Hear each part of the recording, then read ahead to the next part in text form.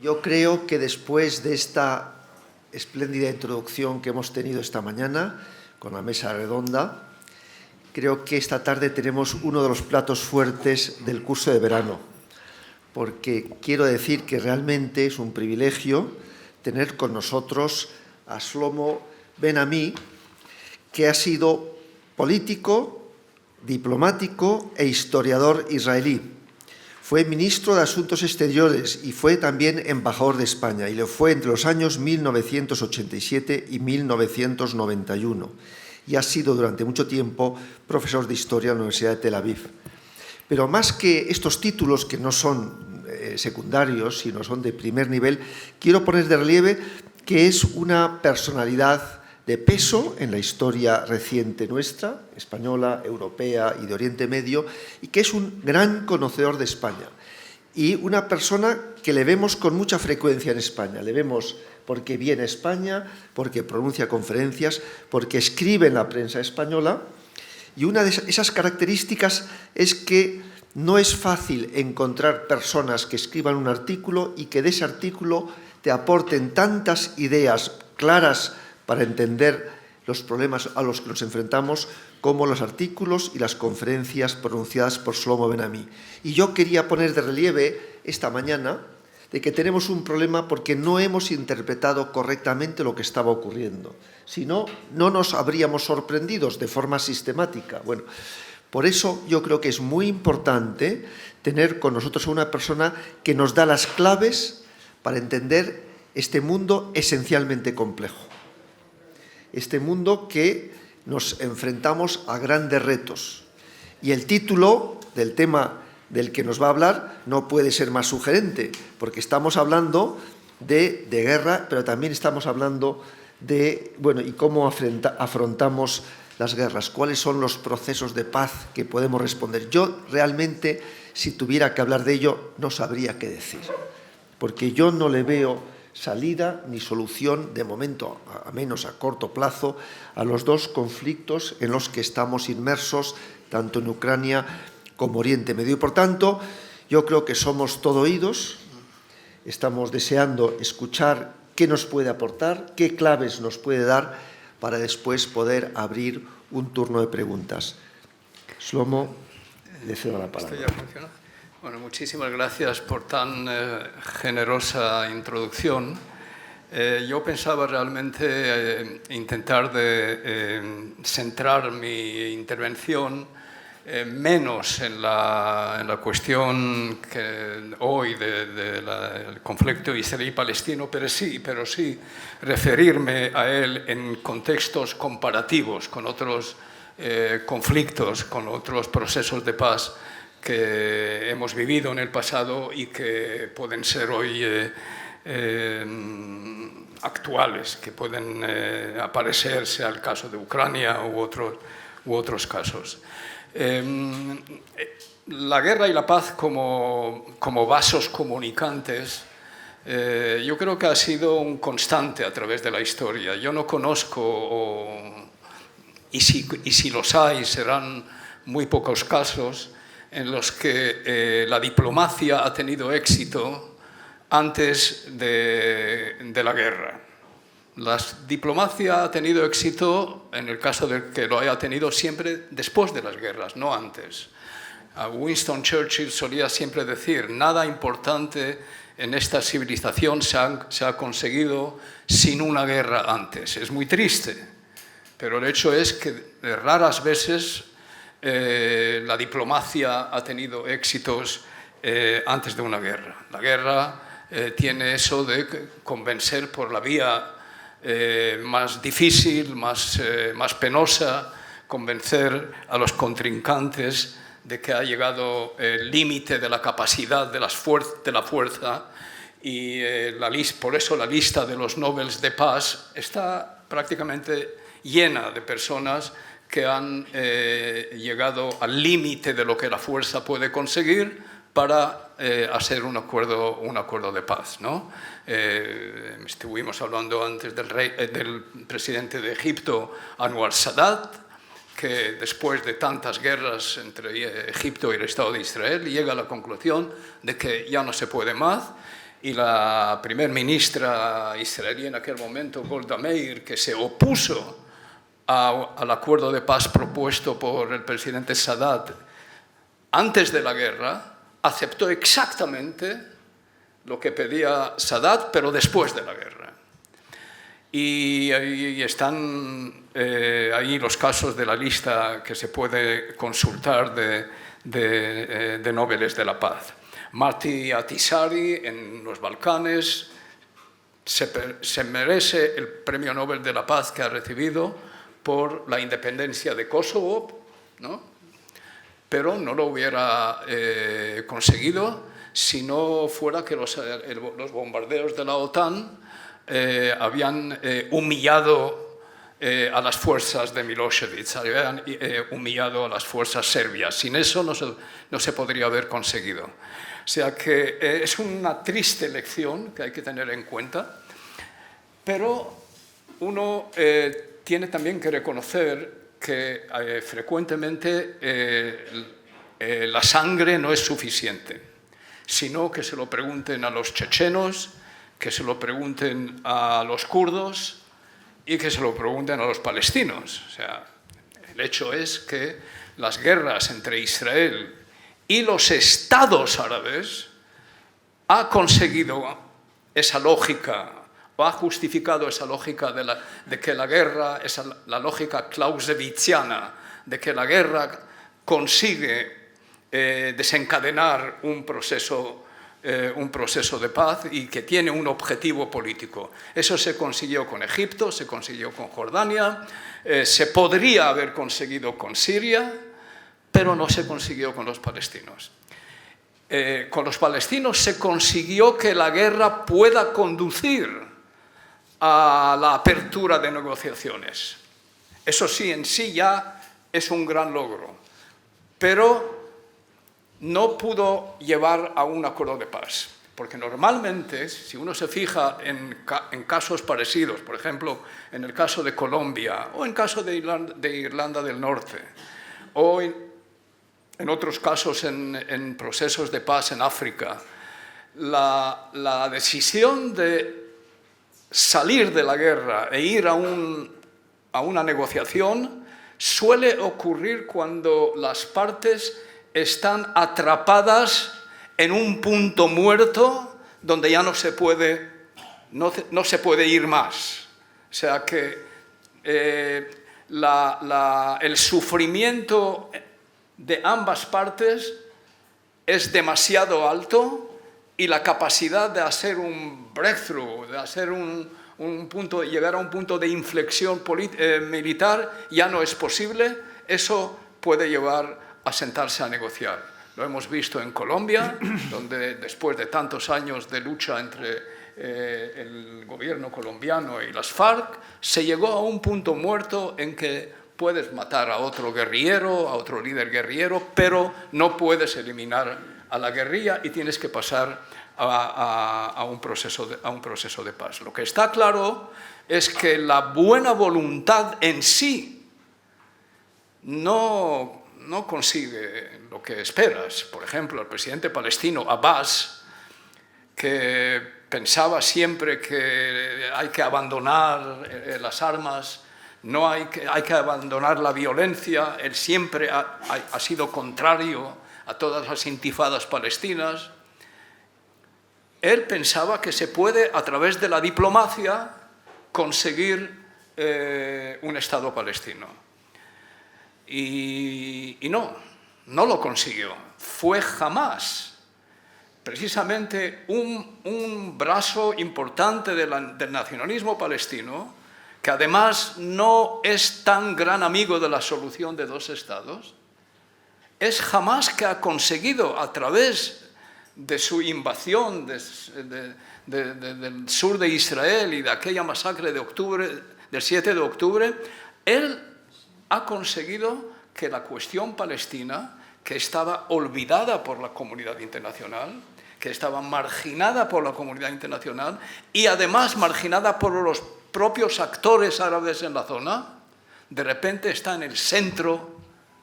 O sea, no la buena voluntad de Abbas, no el espíritu dialogante de Abbas, sino la violencia de Hamás, puso la cuestión palestina sobre el centro de la mesa. Eso tenemos que reconocerlo, con cierta tristeza, si queréis, pero ese es el modo en que operan los líderes y ese es el modo en que opera la comunidad internacional.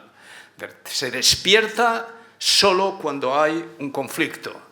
Cuando no hay un conflicto, siguen adelante. Bien, no puedo no mencionar el caso de Irlanda, no Irlanda del Norte, sino la República de Irlanda en el 1919, ellos esperaban recibir un Estado irlandés independiente de la Conferencia de Paz de Versalles. Desde luego no lo consiguieron solo después de haber hecho la vida imposible al ocupante británico. Lloyd George, el primer ministro Lloyd George, envía a su emisario, Sir Alfred Cope, le envía para ver cómo se puede avanzar en las negociaciones con los irlandeses y después de un tiempo Alfred Cope vuelve y le dice al primer ministro, mire, si queremos quedarnos en Irlanda tendremos que enviar ahí 400.000 soldados, ocupar todo el país, causar baños de sangre entre la población e incluso entonces no estoy seguro que podemos quedarnos en Irlanda. Y empiezan las negociaciones y al final los británicos toman esa decisión de aceptar la independencia de Irlanda. Y hay tantos y tantos ejemplos. No fue la buena voluntad de los poderes coloniales lo que llevó a la descolonización en África, no fue la buena voluntad lo que llevó a la descolonización, digamos, del caso tan emblemático como es Argelia. ¿Y por qué Argelia? Y aquí llego, si me permitís, a unas reflexiones sobre en la cuestión palestina. ¿Y por qué Argelia? Jean-Paul Sartre explica, no es su violencia, no es la violencia de los argelinos, sino la nuestra retornada. Fue la violencia que nosotros hemos cometido contra los argelinos la que tuvo el efecto en la sociedad civil francesa que nos llevó a votar el 60 o 70% a favor de la independencia de Argelia. Lo mismo se puede decir, mutatis mutandis, sobre Vietnam. Estados Unidos perdió la guerra no en el campo de batalla, sino en los campus de las universidades americanas. Es ahí, porque teóricamente Estados Unidos podría haber ganado la guerra, enviar más soldados, utilizar, yo que sé, incluso el arma ultimativa. Podría ganar la guerra, pero fue derrotada por el frente civil. Y eso nos invita a una cierta reflexión. ¿Por qué ese frente interno, en el caso Israel-Palestina, no funciona? Los israelíes están cometiendo violencia en los territorios ocupados, no menos que los británicos en Irlanda del Norte. Y ahí se consiguió un acuerdo, porque también se llegó a una conclusión que no vas a ningún lugar con esta violencia. ¿Por qué eso no funciona? ¿Por qué ese sufrimiento mutuo o ese punto muerto? Porque no decides la victoria, al final no hay victoria. Ni ellos ganan ni nosotros hemos ganado en los territorios ocupados. Ni en Gaza, que es otra historia, pero ni en Cisjordania. Israelíes y palestinos están en una guerra asimétrica, si queréis, pero es una guerra que las armas no son capaces de decidirla.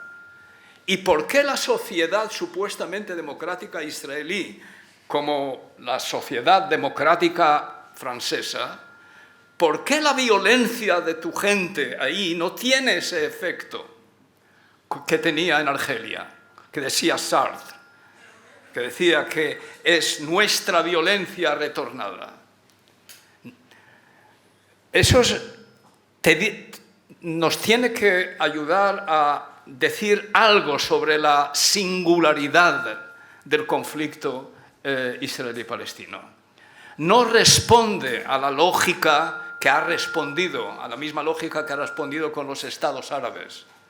Porque con los estados árabes resulta que el conflicto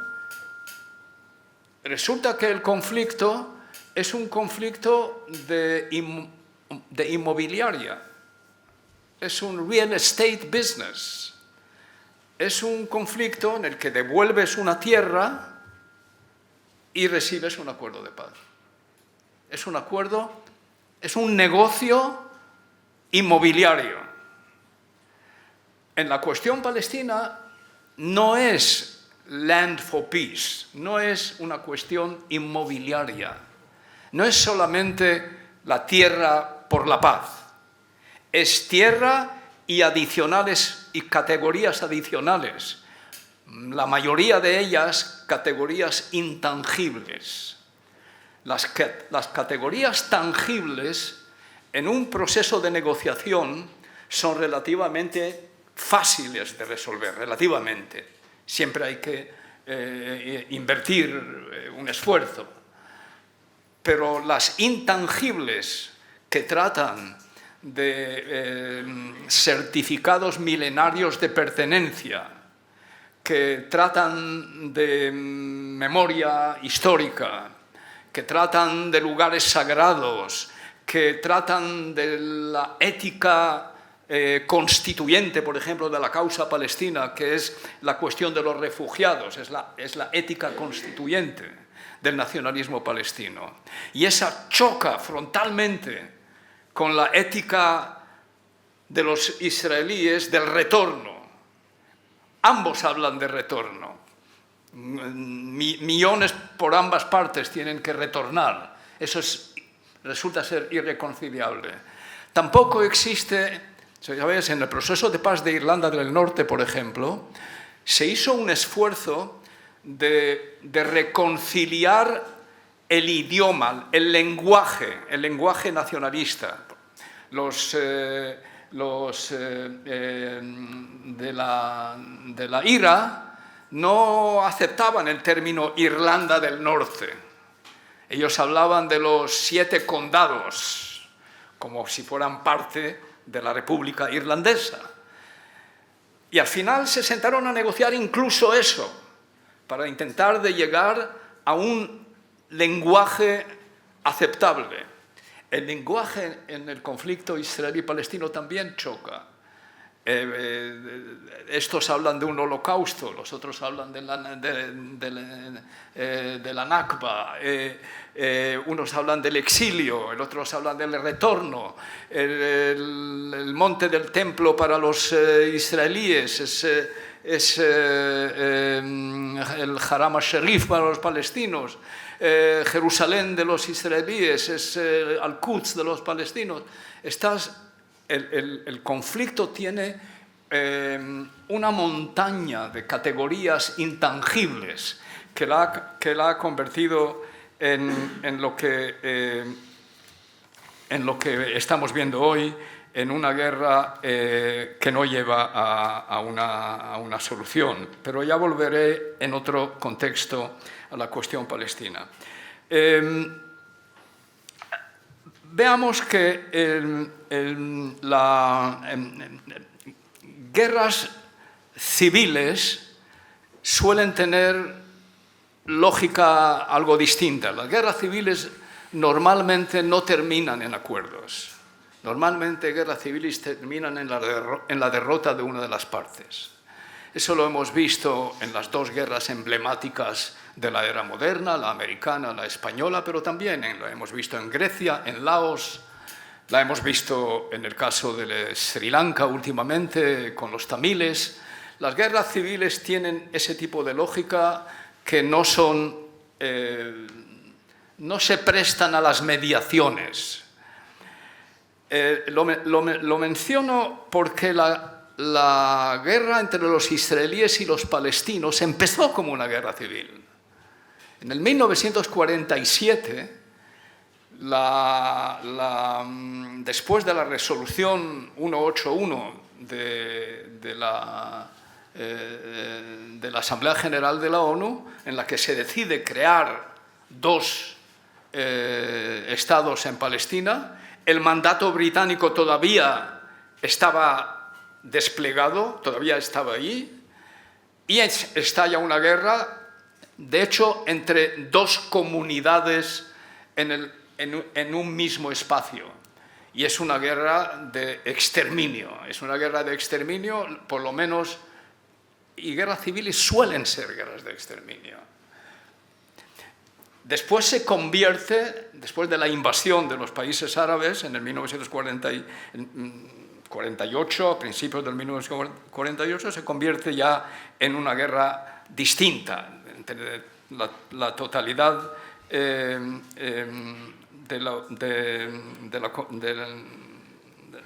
los países árabes, de la Liga Árabe.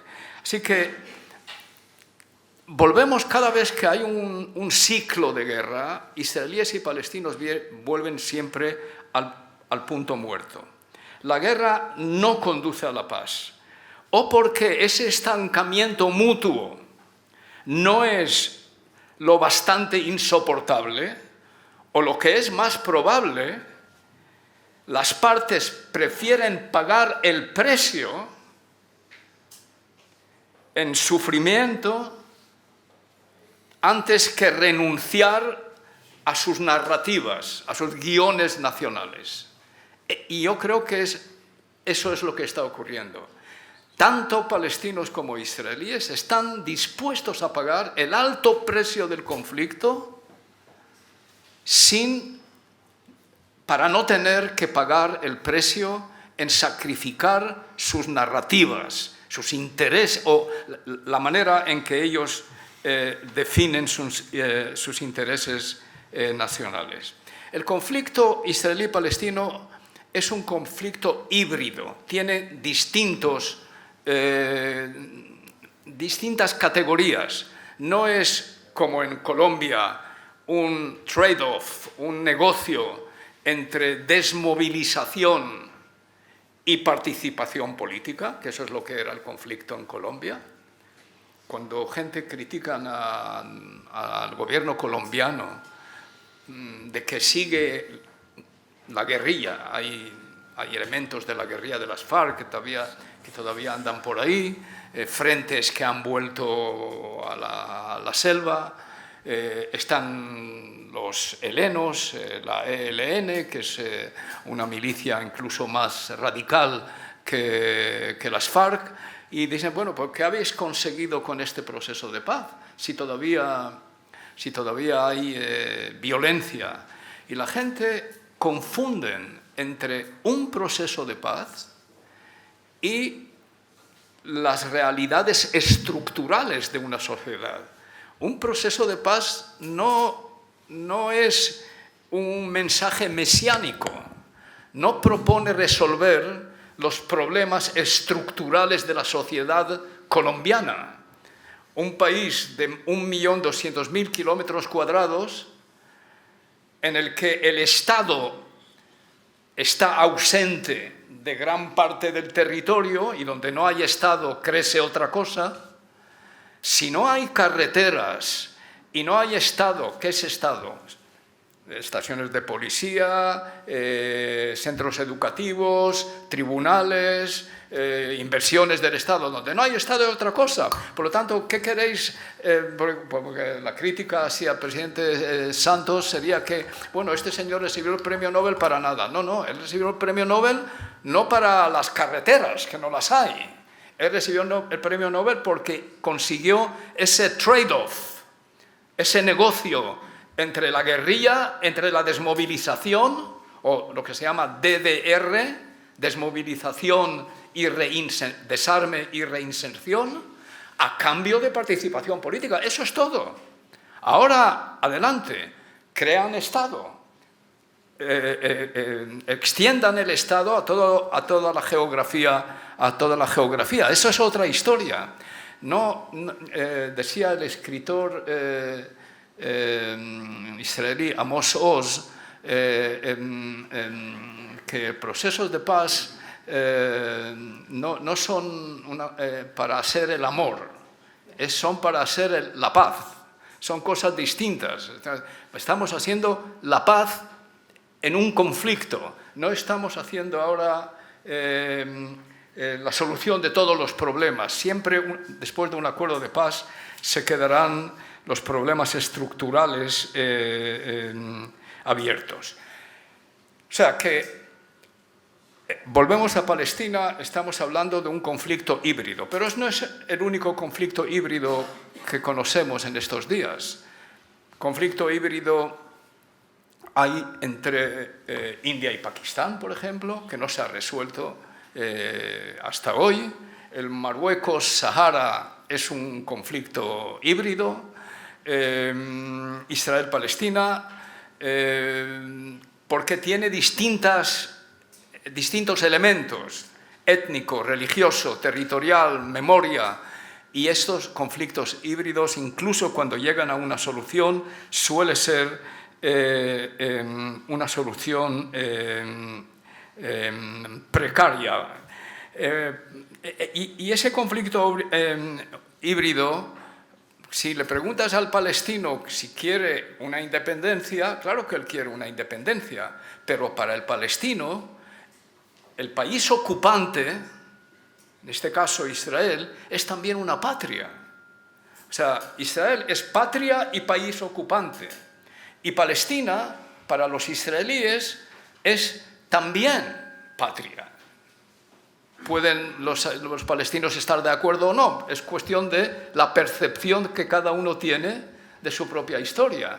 O sea, que el choque está en todos los ámbitos. Y está también la cuestión de la demografía. El conflicto es también un conflicto demográfico. Estuvimos hablando antes en la mesa sobre Ucrania y Rusia. Es sorprendente el nivel en que la demografía es importante en el conflicto ucraniano para los rusos. Una nación que es el territorio más, o sea, es la nación más grande del planeta, Rusia, pero está vacía. Los rusos cada 5 años firman un nuevo acuerdo con China sobre las fronteras del este, porque no es difícil para los chinos de ir ocupando poco a poco territorio ruso por cuestiones demográficas y porque Rusia está vacía.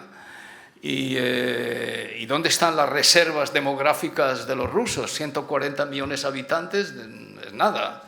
Las reservas demográficas pues están en las repúblicas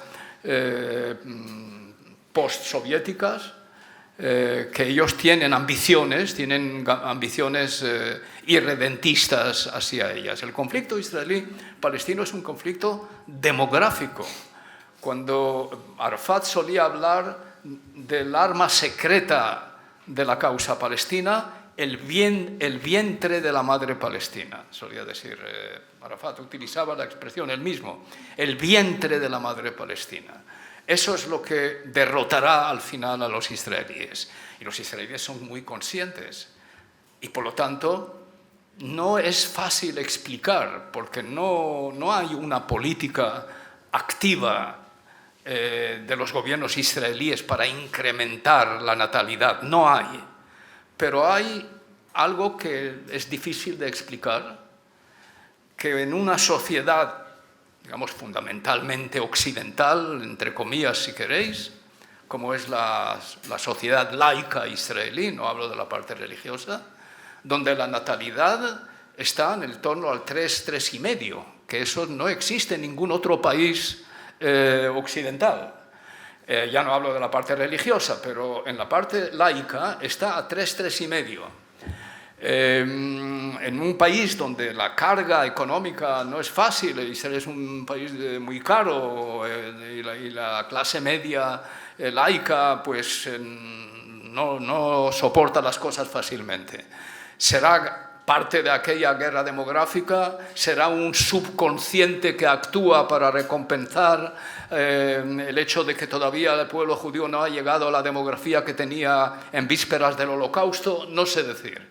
Pero la parte israelí lucha contra la demografía palestina a través de la inmigración, a través de una natalidad que no es normal en Occidente, y, como decía Arafat, la parte palestina lucha a través del vientre de la madre palestina. Y no quiero entrar, porque es una mina donde todo puede explotar, no quiero entrar en esta acusación en la cuestión de genocidio. Solamente quiero dar un dato, porque cuanto más mis recuerdos llegan, todas las guerras de Israel, todas, desde 1948 hasta hoy, siempre fueron acompañadas por acusaciones de genocidio. Un psicoanalista israelí dijo con cierta ironía amarga o con amargura irónica, dijo que Occidente nunca perdonará a los judíos por Auschwitz.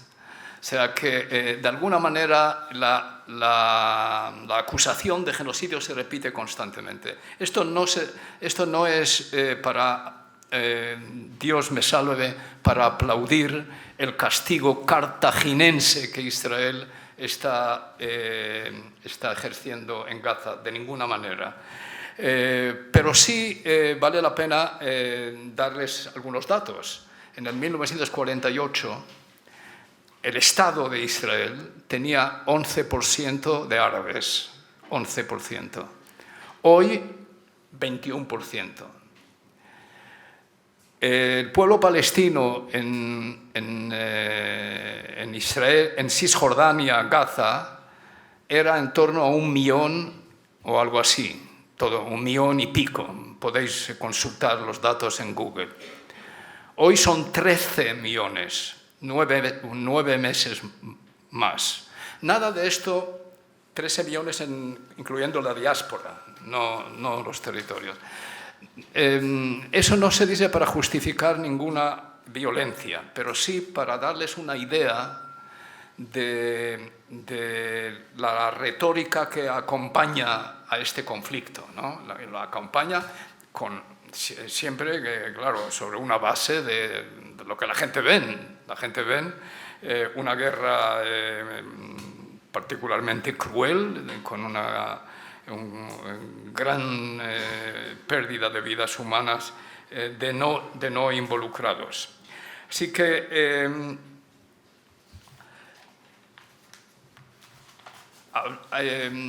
vuelvo, si me permiten, a la cuestión del intercambio entre categorías, ¿no? La categoría de poner fin a la guerra y llegar a un acuerdo de paz.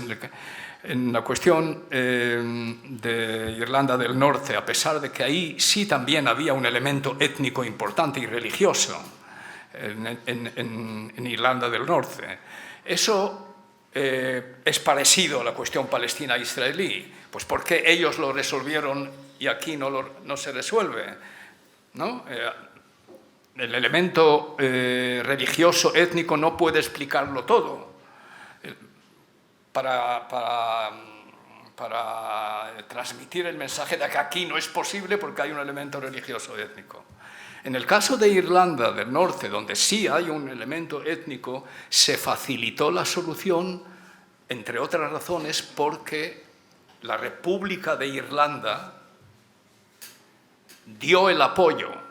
Hay unos acuerdos en Downing Street, cuando el gobierno de John Major, que la República de Irlanda reconoce que el proceso de paz en Irlanda no es un proceso de reunificación, es un proceso que reconoce que Irlanda del Norte tiene un problema que se resolverá a través de power sharing, reparto de poder, en Irlanda del Norte. al descartar la reunificación de la isla, Irlanda, la República Irlandesa se postuló como un amigo del proceso de paz y facilitó a empujar a la IRA a un acuerdo que excluía la reunificación. Eso fue de gran importancia. Ese concepto de un país vecino que es amigo del proceso de paz se vio en América Central. El presidente Oscar Arias recibió el Premio Nobel de la Paz por haber creado ese concepto de países amigos que apoyan al proceso y crean las condiciones para resolverlo.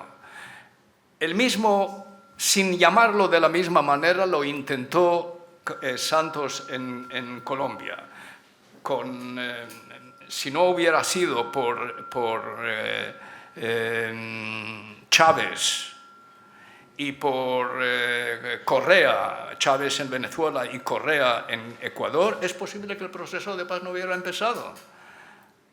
El presidente Santos tuvo la sabiduría política de reconciliarse con los países que rodeaban a la guerrilla, crear un concepto de países amigos para poder negociar el acuerdo. Ese concepto de países amigos en el Medio Oriente no existió cuando Israel intenta con los palestinos llegar a algún tipo de acuerdo de paz. No existe ese marco regional de países amigos que empuja, que crea las condiciones. Y cuando se crea, pues en Israel no hay gobierno que esté dispuesto a aceptarlo. O sea, el proceso de paz israelí-palestino es un proceso de ritmos discordantes.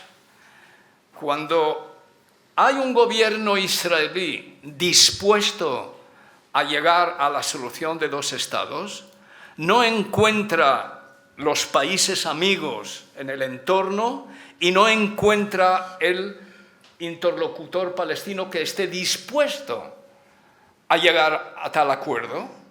Y cuando los palestinos y el mundo árabe están dispuestos, como están hoy es la oportunidad de oro.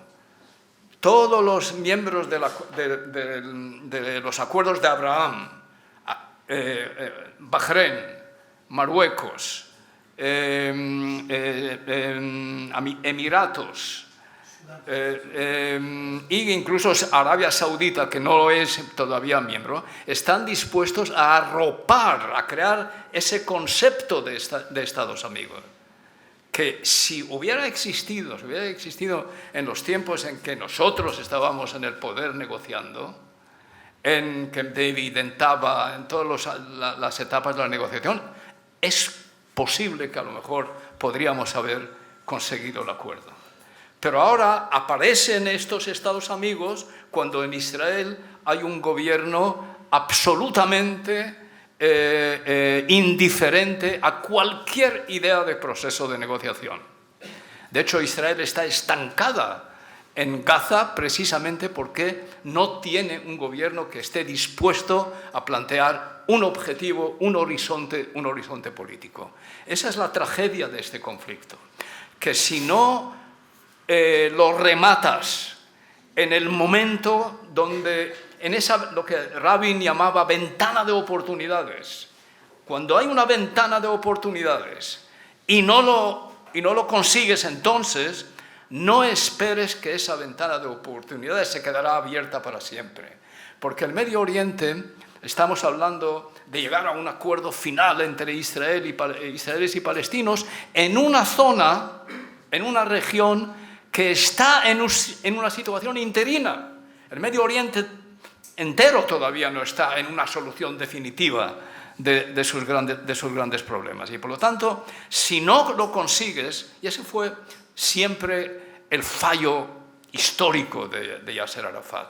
Arafat siempre esperaba que habrá otra ocasión y por lo tanto no es necesario rematar ahora, puede que después podamos conseguir mejores condiciones. Y eso no funciona así, porque la paz es por definición, los acuerdos de paz son imperfectos.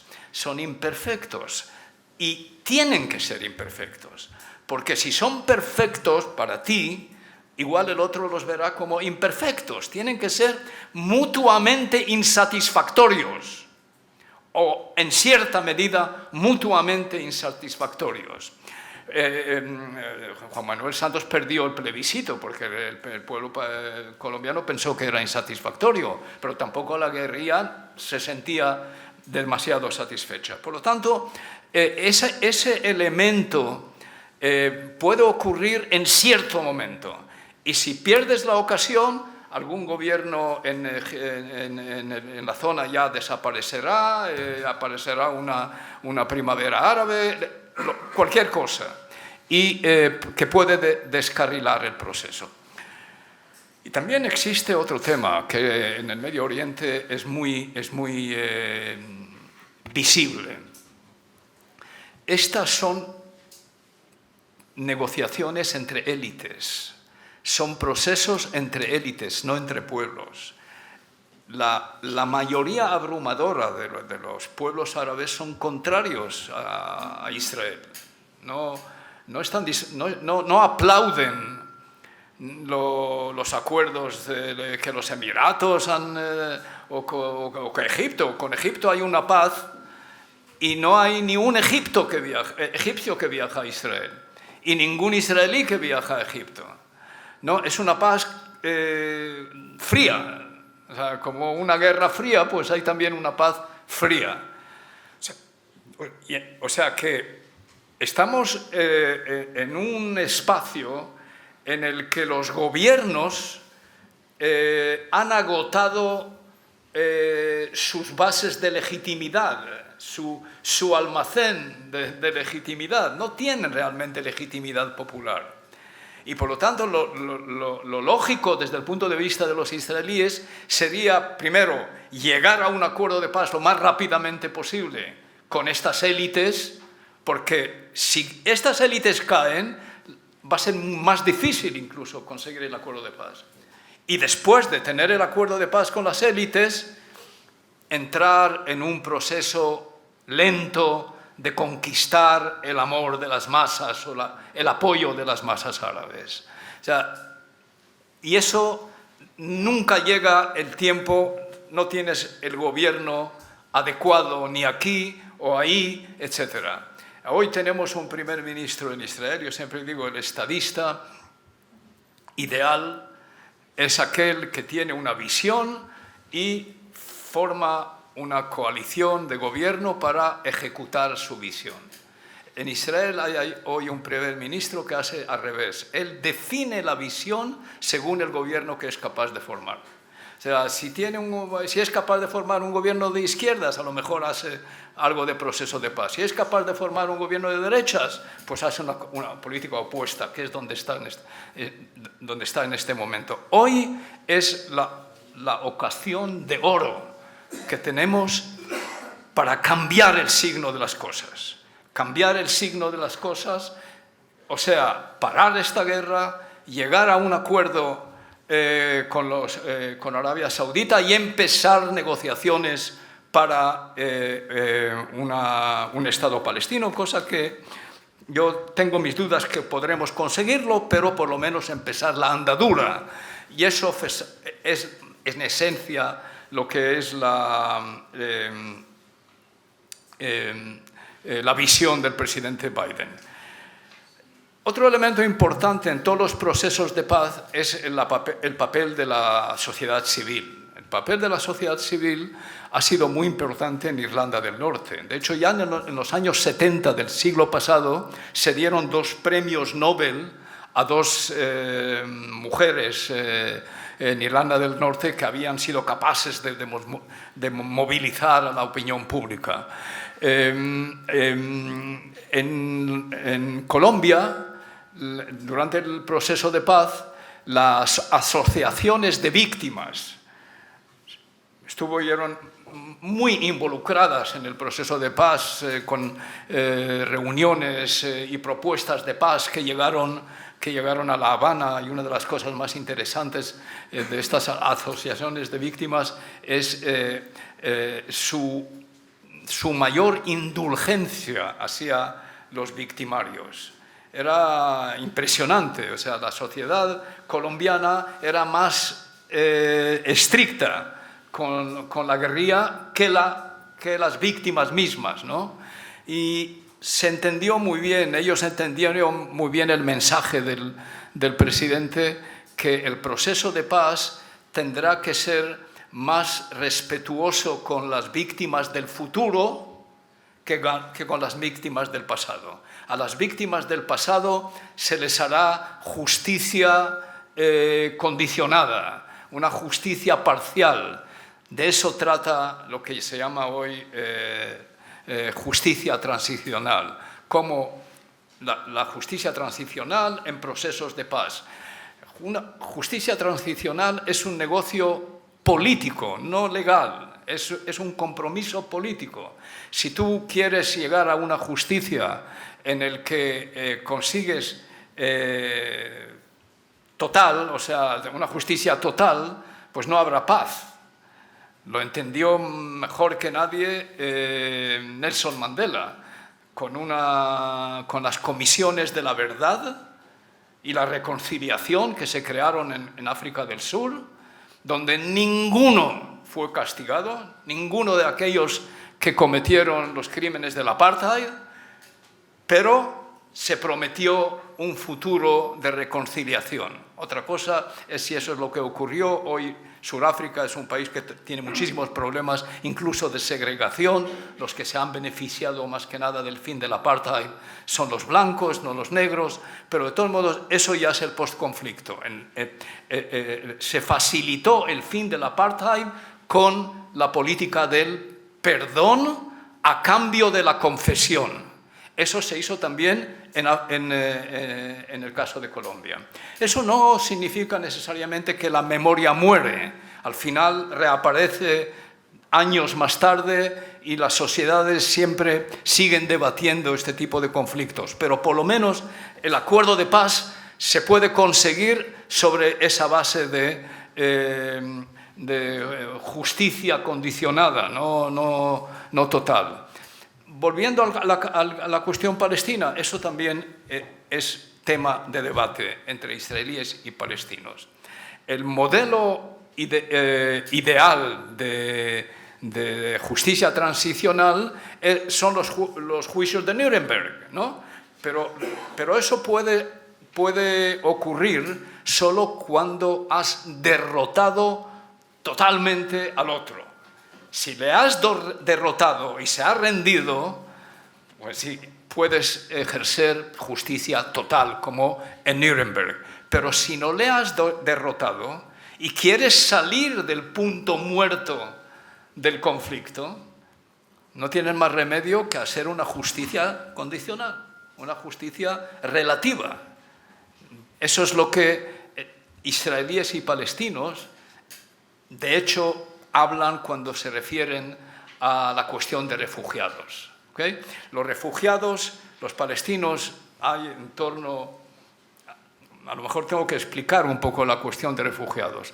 En la guerra del 1948, en torno a 700.000 palestinos o huyeron o fueron expulsados por las fuerzas israelíes, 700.000.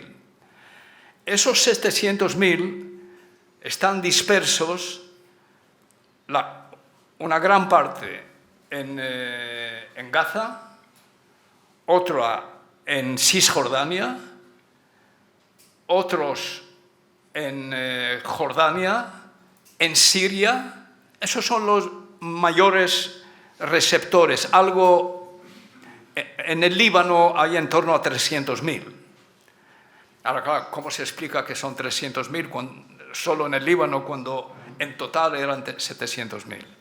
Eso viene de la definición que la ONU dio al concepto de refugiado palestino.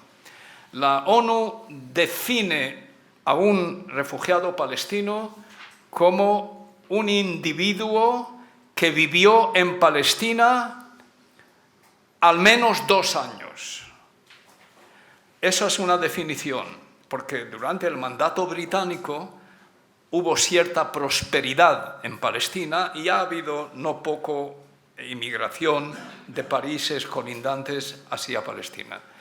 Esa es una definición. La otra definición, que es la más problemática, es la que define a los descendientes de los refugiados como refugiados hasta el final de los tiempos. Por eso hoy los palestinos argumentan que hay 6 millones de refugiados, porque son los hijos y los nietos, etcétera, etcétera. Así que, en principio, es una condición permanente, es una condición de por vida que convierte la cuestión en enormemente difícil de resolver. Cuando yo estuve en las negociaciones, yo nunca he oído de un negociador palestino ofrecer un número concreto de cuántos refugiados quiere que vuelvan. O sea, entienden perfectamente bien que hay que llegar a un compromiso, a un cierto punto medio, pero temen mencionar números, porque si mencionan números es como declarar de cara a su gente que todos los demás no. Por lo tanto, no mencionan números y te queda a ti de proponer números y al otro decir no, no es suficiente, y hasta que tú sientes que estás siendo atrapado en un agujero negro que no tiene fin. Arafat solía decir que él lo único que quiere que se le resuelva son los refugiados del Líbano, que son 300.000. Y él tenía argumentos realmente interesantes y muy característicos de un hombre que era muy astuto y sabía encontrar tu punto débil. Él solía decir, vamos a ver, después del 1967 Israel ocupó Jerusalén, y al ocupar Jerusalén se tragó 300.000 palestinos que vivían en el este de Jerusalén. Y él se le solía decir, o sea, que si ya habéis anexionado 300.000 y ahora me estáis creando problemas por otros 300.000. Él también solía decir cosas, o sea, pero si la mayoría de los judíos que vienen de la Unión Soviética no son judíos, solía decir. ¿Y por qué a los palestinos no estáis dispuestos? Él siempre buscaba el camino y no le faltaban razones, por lo menos seguramente con lo de los 300.000 de Jerusalén. ¿Se puede resolver el problema de los refugiados? Yo creo que aquí se requiere realmente un líder palestino que entienda que eso no es posible. No es posible porque no hay hoy gobierno israelí que acepte recibir centenares de miles de refugiados.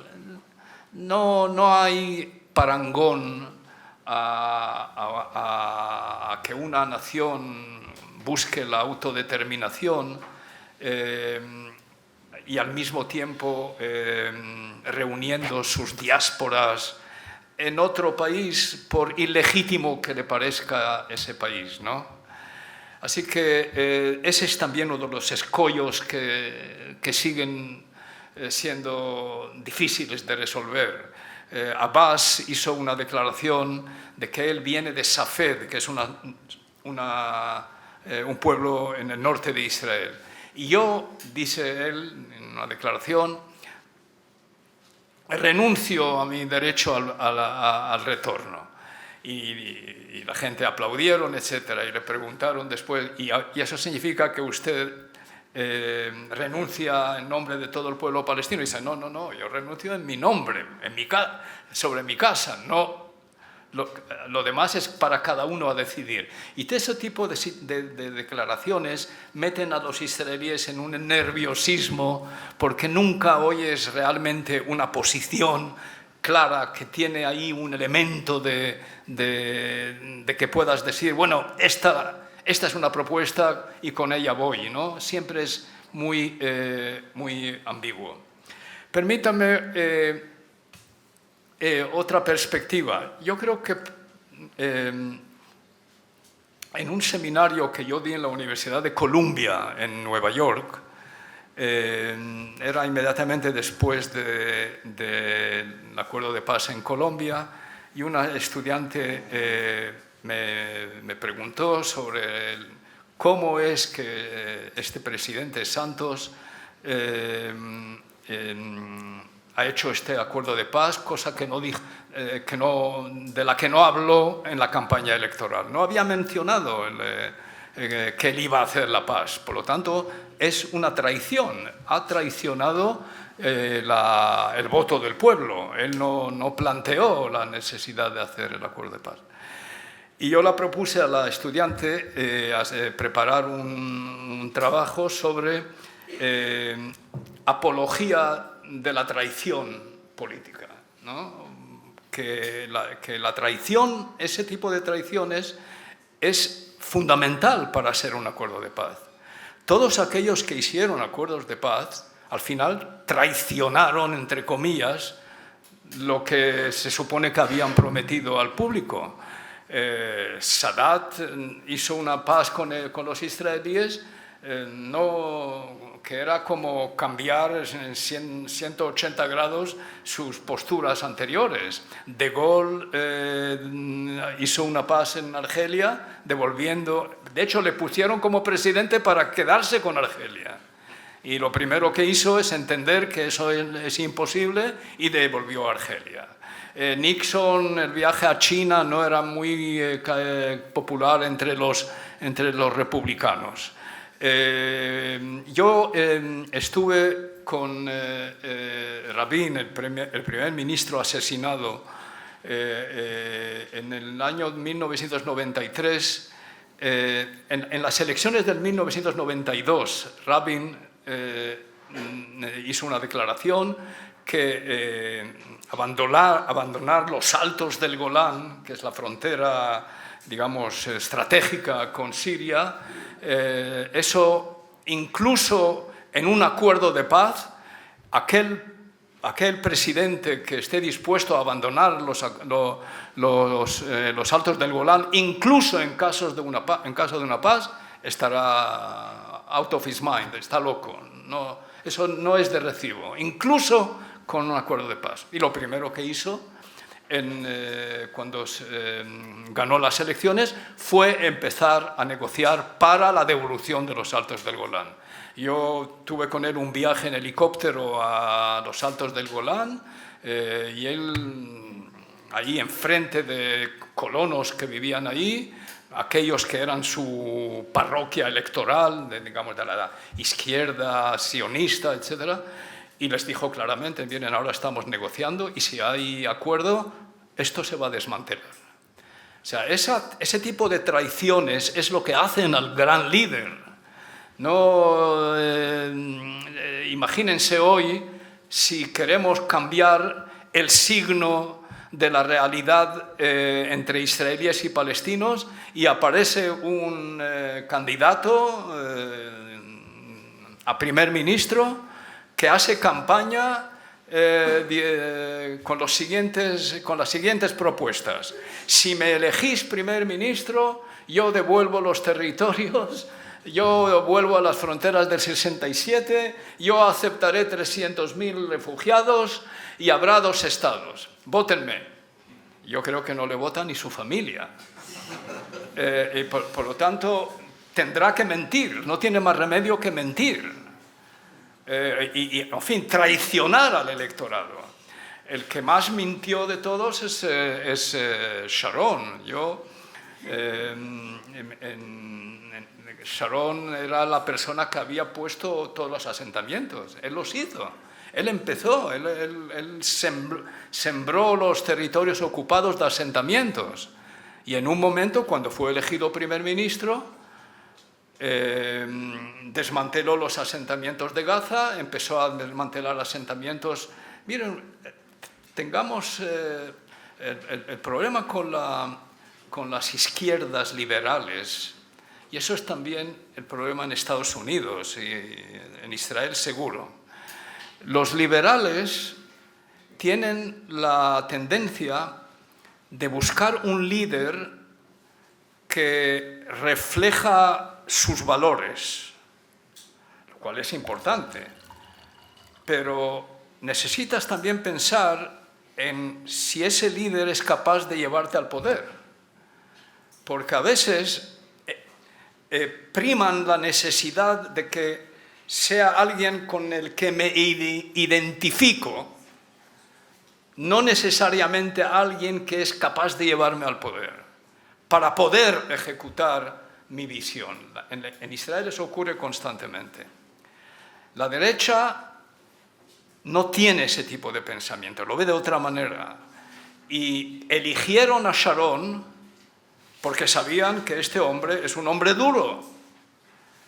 Y cuando llegó al poder, le preguntó a un periodista, ¿qué tal está usted primer ministro? Y su respuesta fue, lo que ves desde aquí no lo ves desde ahí, lo veo de otra manera ahora. Y hay discursos de este hombre que es difícil creer, porque era muy brutal Arik Sharon, en las que criticaba a los colonos como mesiánicos, la fuerza no resuelve todo, ese tipo de cosas empezó a decir.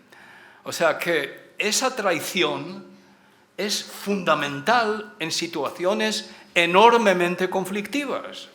Si el señor Zelensky hoy toma esa decisión en Ucrania, yo creo que acabará asesinado. Si ese es el tipo de...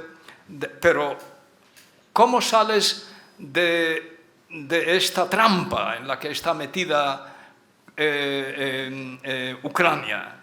¿De verdad tiene sentido? No pensemos en términos morales. No pensemos en términos morales, pensemos en términos de realpolitik. ¿Qué sentido tiene que Estados Unidos esté invirtiendo sumas multibillonarias en una guerra que todo sentido común indica que Ucrania no la puede ganar? No la puede ganar. Es triste, pero es una realidad evidente. Ucrania no puede ganar al ejército ruso. Rusia todavía ni ha empezado a movilizar a sus fuerzas, ha movilizado a grupos periféricos, todavía no ha tocado lo que es el meollo de la sociedad. Y una potencia nuclear de las dimensiones de Rusia no puede permitirse perder una guerra convencional. ¿Qué necesidad tiene de armas nucleares si pierde una guerra convencional? Y por lo tanto, ese es un dilema para los europeos. Tarde o temprano, Estados Unidos empezará... Yo creo que eso ocurrirá incluso en la improbabilidad de una victoria de Biden. Eso empezará a ocurrir incluso con Biden. Europa tendrá que ocuparse de Ucrania, y yo no creo que Europa va a poder ocuparse de Ucrania y de la ampliación de la Unión Europea al este. Es una carga que es enorme para Europa, y por lo tanto no en vano los americanos han creado AUKUS.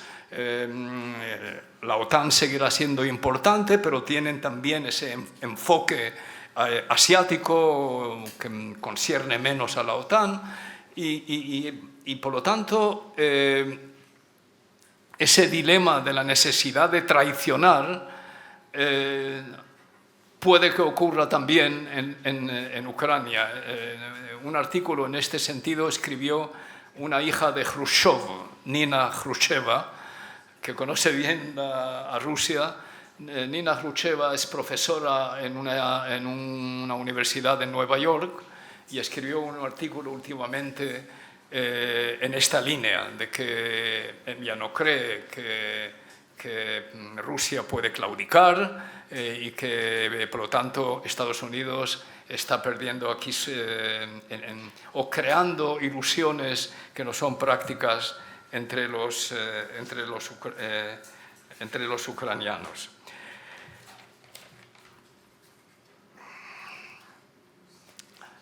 Me gustaría volver a la cuestión de los movimientos migratorios en Europa, si me permitís, en el conflicto israelí-palestino y más allá. Cuando hablamos de refugiados como base, como un elemento importante para resolver el conflicto israelí-palestino,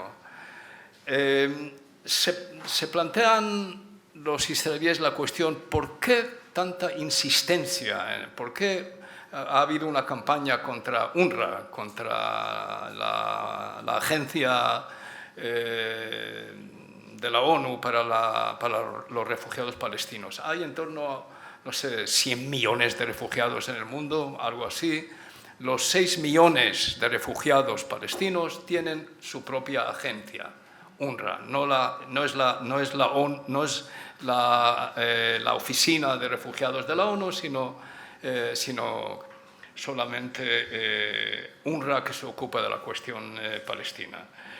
Eso se inició como un proyecto político por los países árabes, porque la idea, en esencia, era crear una presión sobre el Estado de Israel, que en ese momento nadie hablaba de ningún tipo de acuerdo de paz con él. Pero ha habido siempre intercambios demográficos inmensos a lo largo de las contiendas del siglo XX. 14 millones de desplazados en la guerra entre India y Pakistán. Hubo desplazados en la guerra entre Grecia y Turquía al final del Imperio Otomano. Había un montón de casos en el que hubo un intercambio de poblaciones. Los israelíes argumentan que ese intercambio se produjo a raíz de la inmigración masiva de judíos de los países árabes a Palestina, y por lo tanto hay que llegar a algún tipo de acuerdo en mínimos, pero no en una idea de retorno masivo de refugiados. Y el hecho de que Palestina se ha convertido en la cuestión de refugiados en un caso único es algo que la comunidad internacional tendrá que resolver. Ni los israelíes ni los palestinos, si no tienen el liderazgo adecuado en el que los palestinos puedan decir, bueno, punto final, ya sabemos que eso no es posible, no hay ningún líder palestino que lo declare, pues la comunidad internacional tendrá que intervenir.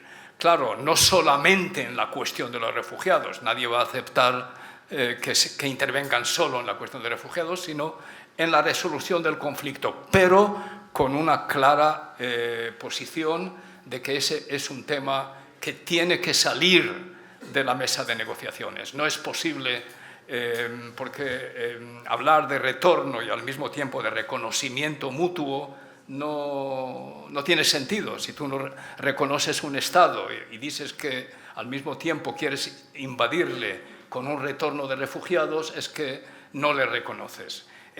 A esa cuestión nunca Arafat pudo dar una respuesta. Yo sé que hay una campaña y el gobierno español ha tomado una posición muy clara de apoyo a UNRWA. Yo sé que hay una campaña por parte de Israel que a lo mejor se pasa demasiado, es demasiado absolutista, pero hay que buscar un camino medio en que UNRWA, en vez de ser una organización de ayuda, se convierta en una organización de rehabilitación. yo me acuerdo cuando yo asumí en el año 1993, me nombró Rabin como jefe de la delegación israelí para la negociación sobre refugiados, que se reunió en Canadá, en Ottawa. Yo visité Gaza, visité la Franja de Gaza, y había ahí un barrio, un nuevo barrio que se había construido con casas decentes, con dinero internacional, y que estaban todas vacías. Y yo pregunté a la persona que me acompañó por qué están vacías, si son casas donde puedes albergar refugiados. Y la respuesta fue que la OLP se opone a que vayan a vivir ahí, porque si no, por eso significaría el fin de la condición de refugiados. O sea, eso hay que poner fin a este tipo de condicionamientos, porque si no, no avanzamos a ningún lugar. Si se crean las condiciones, y espero que este conflicto nos lleve a un cambio de gobierno en Israel, en el que se pueda empezar a negociar y llegar a un tipo de acuerdo sobre Gaza, sobre la reconstrucción de Gaza, empezaremos a negociar para la creación de un Estado palestino. Si no llegamos a un acuerdo con los palestinos para la creación, para la solución de dos estados, yo, insisto, soy muy escéptico de que eso se pueda conseguir, pero vale la pena, después de esta hecatombe, darle una oportunidad adicional. Si eso no se consigue, yo creo que en algún momento los israelíes tendrán que decidir entre el suicidio del Estado judío, porque yo creo que eso sería una situación surafricana sin solución surafricana. O sea, sería crear un Estado apartheid desde el río al mar, pero que no tendrá una solución surafricana, porque la solución surafricana es que la minoría da el gobierno a la mayoría. Yo no veo esa situación en el caso de Israel-Palestina, entre el río y el mar. Entre el río y el mar se creará una situación surafricana en la que la minoría seguirá dominando a la mayoría. Yo no veo un reparto de poder con lo que sabemos del estado de ánimo y de la actitud de las fuerzas políticas y de las corrientes civiles que hay en Israel. No veo esa posibilidad. Eso sería una situación de guerra civil constante, latente o constante, y eso hay que evitarlo. Para evitarlo, si no consigues un acuerdo de dos estados negociado, yo creo que tarde o temprano habrá una retirada unilateral. Un primer ministro israelí ha sido elegido para una retirada unilateral. En el 2006, el primer ministro que conocéis de la guerra del Líbano fue elegido con un plan que él llamó el plan de convergencia, de reunir a las colonias ahí esparcidas en el territorio palestino, acercarles a la frontera y crear un sistema de defensa y de protección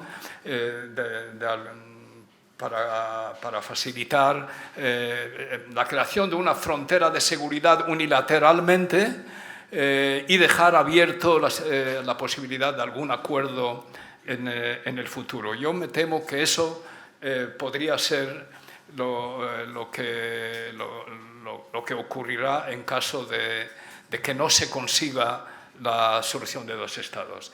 E incluso si hay una retirada unilateral, yo creo que Israel puede llegar a una situación de guerra civil. Yo creo que eso no es algo totalmente inconcebible. La estructura de las Fuerzas Armadas israelíes está cambiando en el sentido de más y más oficiales de alta graduación que vienen de los asentamientos, vienen de las colonias en los territorios ocupados, y gran parte también de la tropa. La tropa normalmente ha sido más de derechas, siempre, que los generales, y por lo tanto en esta situación ir a un desmantelamiento violento, porque violento tendrá que ser, más que nada en los centros de colonias ideológicas, porque hay dos tipos de colonias. Hay las colonias de inmobiliaria, aquellos que buscaban casas baratas, y por lo tanto eso es una cuestión económica y se puede resolver con compensaciones, pero hay aquellas que son las más duras, en torno a 100.000 o 120.000 colonos ideológicos, que solo un enfrentamiento cruento puede sacarles de ahí. Por lo tanto, la sociedad israelí es una sociedad en un estado hoy más complicado que nunca, porque en medio de una guerra tienes esa tensión entre las colonias radicales y la sociedad civil laica. Otro punto de división es entre los religiosos en general y los civiles. En esta situación, hacer una cirugía en la que sacas de Cisjordania a esos colonos y creas una nueva frontera, es fácil decirlo, pero yo creo que eso pasará por una guerra civil. No lo veo. Cuando escucho políticos y estadistas en Europa hablar de la solución de dos estados, no siempre estoy seguro que saben exactamente lo que eso requiere, ¿no? Eso requiere hoy, en las condiciones de hoy, dada la expansión de los asentamientos, dada la actitud religiosa nacionalista de gran parte de esas colonias, yo creo que Israel entraría en algo muy, muy, muy parecido a lo que es una guerra civil. Cuando en el 1993 hubo una matanza en Hebrón por un colono que entró en una mezquita y disparó a los creyentes, era una oportunidad de oro. Rabin era primer ministro. Era una oportunidad de oro de desmantelar ese asentamiento, de esa ciudad en Hebrón. Se lo pidieron a Rabin y Rabin no tuvo el coraje de hacerlo.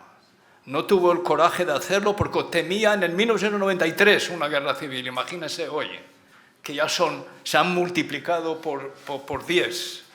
O sea que en esta situación es un proceso de paz que es como va a ser algo muy, muy cercano a lo que podría ser una guerra civil. Así que yo creo que Tolstoy, en la primera frase de Ana Karenina, dice que empieza con la frase: todas las familias felices se parecen una a la otra. Las familias infelices, cada una es infeliz a su manera. Y creo que los procesos infelices son distintos con cada uno a su manera. Yo creo que una cosa es el conflicto infeliz en Colombia, que acabó en cierta manera. El conflicto israelí no puede ser resuelto de una forma, digamos así, pacífica, en torno a una mesa. Lo veo como algo muchísimo más violento, y si se resuelve, se resolverá a través de grandes terremotos sociales, internos y crisis profundas en el seno de ambas sociedades, porque no todos los palestinos estarán de acuerdo con ningún tipo de acuerdo que ellos vean como insatisfactorio. Bueno, muchísimas gracias. Vamos a abrir el turno de preguntas.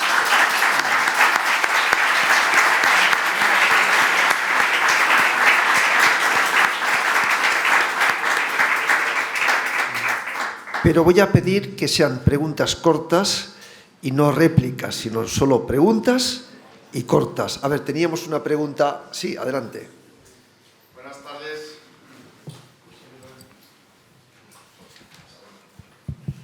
Soy el coronel Américo del Cuartel General Terrestre de Alta Disponibilidad en Valencia y quería hacer dos preguntas muy breves.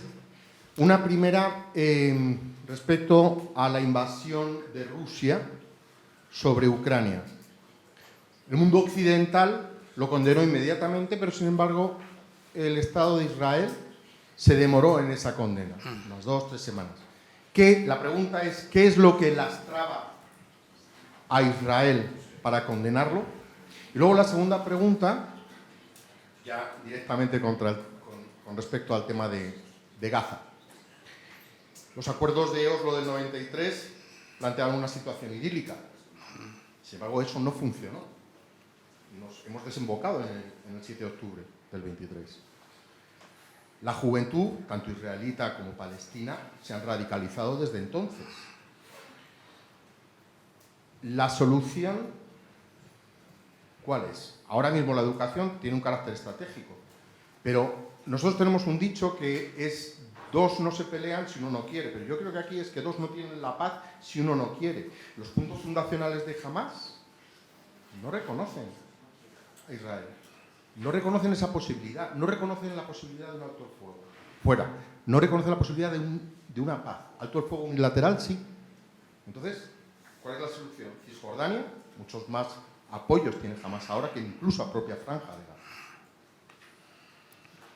¿Quiere que conteste? Sí. Sí.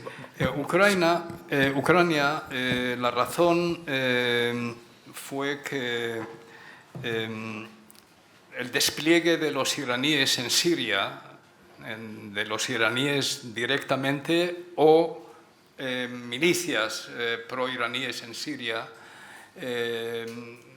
ese despliegue tenía dos objetivos. Uno era crear las condiciones para mejorar la precisión de los misiles de Hezbollah y también transportar a Líbano material militar que Israel necesitaba evitar, ¿no? Y la segunda es la idea que los iraníes tenían de crear otro Hezbollah en Siria, ¿no? Hay Hezbollah del Líbano, pues crear algo parecido en Siria. Los israelíes, la aviación israelí empezó a bombardear, ya lleva unos años bombardeando posiciones iraníes ahí, pero podía hacerlo solamente coordinándolo con los rusos, porque desde que Putin entró en Siria para ayudar a Bashar el-Assad, de hecho son los señores del espacio aéreo, digamos, ¿no? Hay mucha presencia iraní, pero el espacio aéreo es... y Putin no tenía, parece, ningún problema en facilitar a los israelíes actuar en Siria. ¿Por qué no tenía ningún problema? Porque con toda la amistad con Irán, ahora es mayor la amistad con Irán que antes.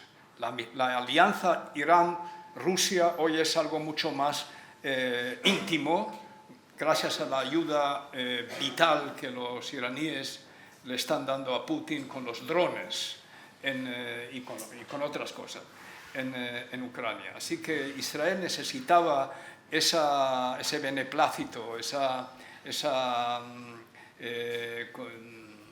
acuerdo, esa coordinación.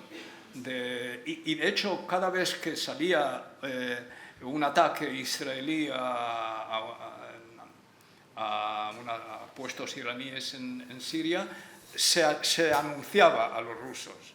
Después se quejaban de que se les anunciaba demasiado cerca al ataque, etc. Pero en principio esa es la razón esencial por la que Israel prefirió no pronunciarse en la cuestión de Ucrania o quedarse de alguna manera neutra.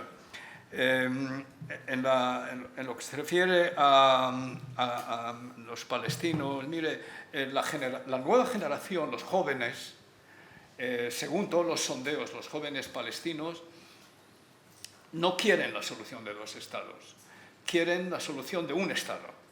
Ellos quieren el estado binacional,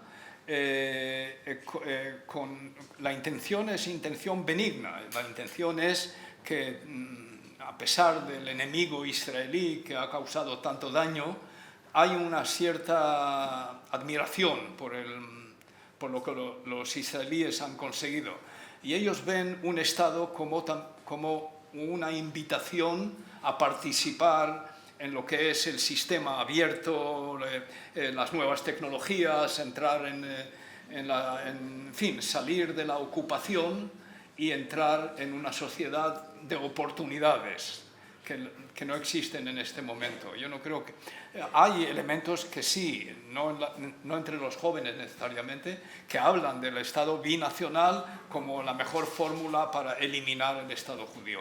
Pero no es la opinión de esta juventud palestina que no ve la solución de dos estados como algo práctico y les gustaría poner fin a la ocupación, crear las condiciones de igualdad que ellos tienen en su imaginario. Ojalá tengan razón, yo tengo mis dudas, pero ojalá tengan razón y que eso sea posible. Pero eso es lo que ocurre con los jóvenes. Ahora, en la cuestión de Hamás, que usted mencionó, que está a favor o no a la solución de dos estados, yo creo que lo que más le preocupa a Hamás es, en este momento, no es la solución de dos estados.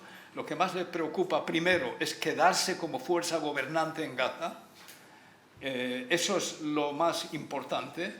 En segundo lugar, negociar con la OLP la integración del movimiento nacional, que ambos, Hamás y OLP, o Hamás y Fatah, sean miembros de la OLP, con la esperanza de ellos controlar al final la OLP.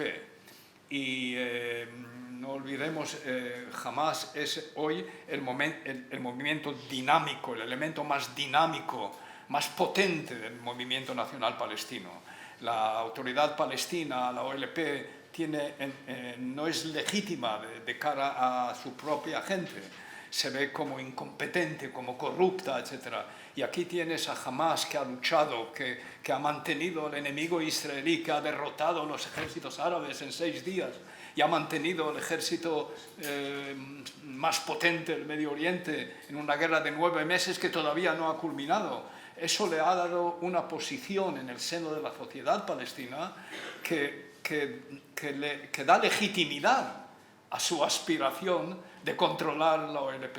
Ahora, una OLP controlada por Hamás convertiría la solución de dos estados en algo más complicado aún, porque las exigencias de Hamás son diferentes a las de... De hecho, Hamás pedía, y posiblemente aún pide, lo que la OLP pedía para un acuerdo definitivo, Hamás lo pide para una tregua. O sea, las fronteras del 67 y Jerusalén, todo eso es una tregua. Y por lo tanto estamos en otra línea. Y esa es la contradicción que yo comentaba antes de la posición de la comunidad internacional, que por una parte sí, efectivamente, quiere que pare la guerra y todos la queremos, la mayor parte de la sociedad israelí en este momento, según todos los sondeos, quieren que pare la guerra, aunque no sea con esa victoria total de las ilusiones de Netanyahu, porque no existe tal victoria. Pero sabemos al mismo tiempo que eso significa que Hamás se quedará en pie. Y si Hamás se queda en pie, ¿quién va a entrar? ¿Alguien de verdad cree que una fuerza interárabe va a venir a desplegarse en Gaza? ¿Para qué? ¿Para luchar contra Hamás? El momento que un fusil árabe mate a un palestino en Gaza, eso es el final de la legitimidad de ese fusil de cara a la población en Egipto, en Emiratos, donde sea. Y por lo tanto, la situación no se presta a soluciones simplistas, ¿no? Si jamás se queda, se puede acabar la guerra, pero jamás estará de pie. Y la autoridad palestina podría volver a Gaza solo si llega a un acuerdo de integración con Hamas en el seno de la OLP. Pero quiero recordarles que israelíes y palestinos llevan 30 años negociando sin llegar a un acuerdo.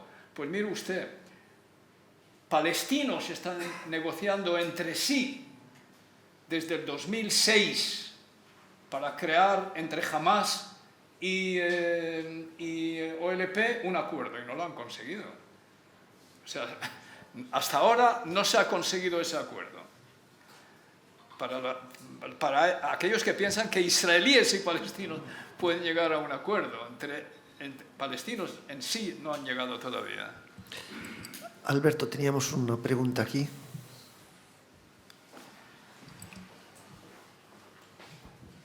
En primer lugar, quería agradecer la conferencia, que a mi juicio ha sido magnífica, y quería preguntar si sobre la base del acuerdo alcanzado con Líbano para la explotación de los yacimientos de gas del Mediterráneo Oriental, puede construirse sobre esa base, puede construirse algún tipo de cooperación más allá de ese tema. Y por contra,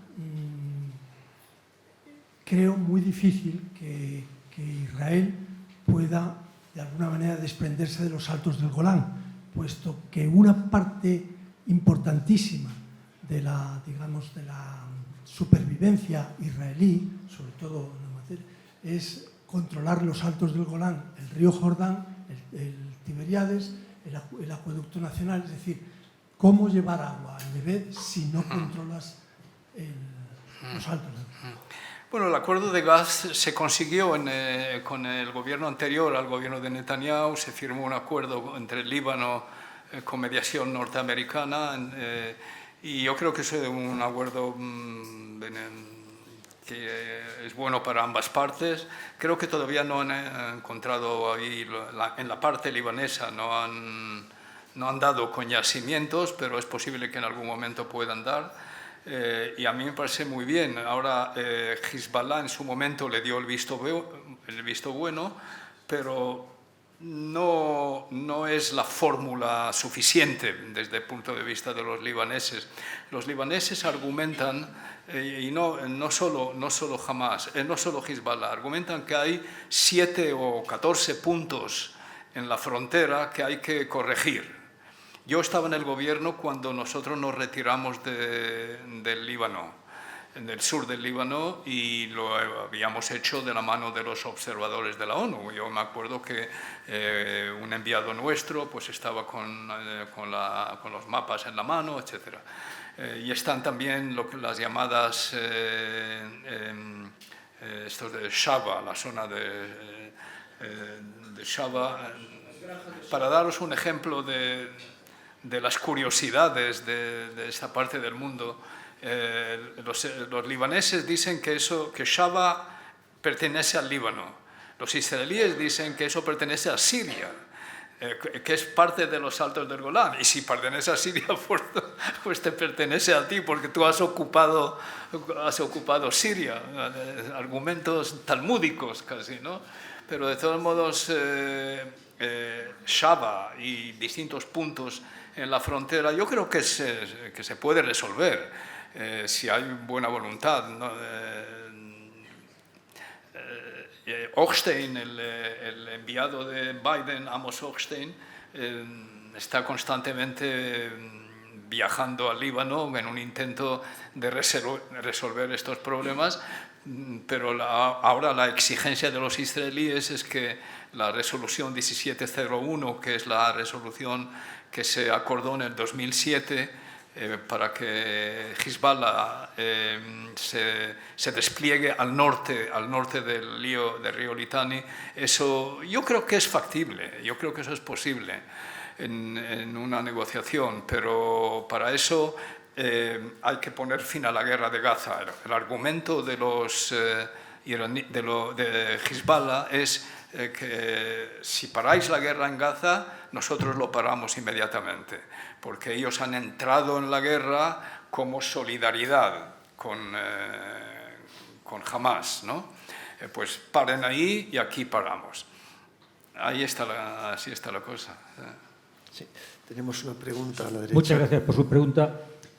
Telegráficamente, Israel derrotó 5 ejércitos árabes en 1967 en 6 días. En la guerra del Yom Kippur derrotó 10 ejércitos árabes en el año 73 en 19 días. Ahora lleva 280 días para un grupo de terroristas. ¿Qué está pasando? Premisa número 1. Premisa número 2. Netanyahu ha dicho que dejará la guerra, acabará la guerra cuando acaben con los de Hamas. Pero es que en la Franja de Gaza hay 350.000 varones en edad de combatir. Yo estoy convencido que miembro de Hamas que muere, Kalashnikov que coge otro. De hecho, se está viendo, limpiaron el norte y ya siguen en el norte. Es decir, como la hidra de 7 cabezas. ¿Qué solución tiene eso? Gracias. Bueno, yo primero creo que hay cambios en la naturaleza del campo de batalla. El campo de batalla ya no es el campo de batalla de antaño, es otro campo de batalla. ¿Cuándo empieza Israel a ganar la guerra del 73? ¿Cuál es el momento en que empieza a ganarla? El momento en que empieza a ganarla es cuando Assad, Siria, en el norte, está en apuros, y Sadat decide salir de su estrategia, salir a la ayuda de Assad, alejarse de la cobertura de los misiles y entrar en pleno desierto. Al entrar en pleno desierto, entra en el campo que los israelíes saben hacer guerra. Grandes formaciones de tanques, de brigadas acorazadas, etc. Es ahí donde él empieza a perder la guerra. Pierde la guerra porque vuelve al antiguo campo de batalla. El campo de batalla de Gaza no es un campo de batalla que ninguno puede ganar esa guerra. Por eso tienes que tener la inteligencia, la capacidad de to cut your losses, de decidir dónde paro para ver cómo a través de presiones de otro tipo consigo lo que quiero conseguir. Pero cuando el fundador de la doctrina militar israelí fue un civil, el fundador del Estado, Ben Gurión. Él siempre hablaba de la necesidad de trasladar la guerra al campo enemigo, pero él no sabía lo que era una guerra asimétrica. En las guerras asimétricas, si trasladas la guerra al campo enemigo, te hundes en el campo enemigo, porque no es ese espacio abierto del campo de batalla antiguo. Y por lo tanto, lo que Netanyahu está haciendo, está comprometiendo la capacidad de disuasión israelí al estancarla en una guerra que no tiene posibilidad de victoria. ¿Qué significa la victoria? Cuando muera Yihya Sinwar, el líder de... ¿Cuál es el momento? Yo creo que la era de esas guerras gloriosas ya ha pasado. No hay guerras felices de victorias elegantes. Aquello ya no existe. Y por lo tanto, pues Israel está atravesando el mismo tipo de crisis como Estados Unidos en Afganistán o los demás. La guerra en Irak acabó en 3 semanas, pero después se le abrieron a Bush las puertas del infierno de largos años. Aquí en las guerras de hoy siempre hay una guerra después de la guerra. Después de que se acabó la guerra habrá otra porque es otro tipo de batalla.